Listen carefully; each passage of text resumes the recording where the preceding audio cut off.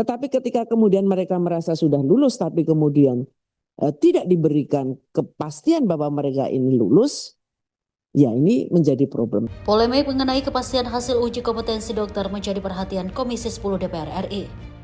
Persoalan yang telah berlangsung selama berbulan-bulan itu dinilai harus segera diselesaikan agar tidak menghambat proses pendidikan profesi maupun masa depan para calon dokter.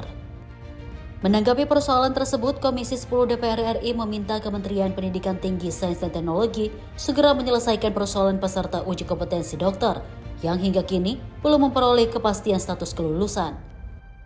Permintaan itu disampaikan Wakil Ketua Komisi 10 DPR RI Mai Esti Wijayati dalam rapat kerja Komisi 10 DPR RI bersama Menteri Pendidikan Tinggi, Sains dan Teknologi di Gedung Nusantara 1 Senayan, Jakarta.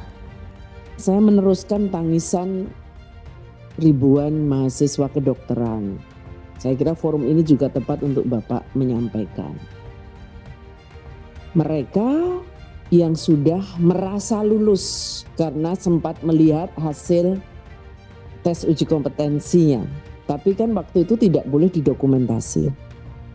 Jadi mereka tidak bisa memfoto. Kemudian, tapi mereka ada saksi, sama-sama melihat. Forum ini juga Bapak perlu menjelaskan karena ini sudah ada yang sudah berada di Jakarta khusus menunggu keputusan itu sampai 4-5 bulan bersama keluarga. Karena waktu itu memang mungkin seharusnya secara aturan mereka sudah harus mutasi, tetapi tidak tersampaikan sehingga mereka masih bisa mendaftar untuk mengikuti uji kompetensi. Kita tidak bisa membiarkan mereka menggantung, Pak.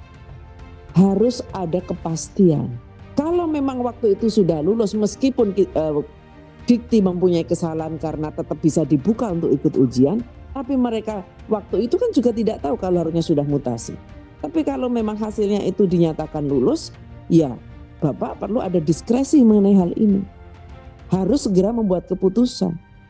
Saya paham bahwa kedokteran ini tidak semudah kita melulus, mungkin tidak terlalu mudah karena berhadapan dengan pasien, berarti berhadapan dengan nyawa.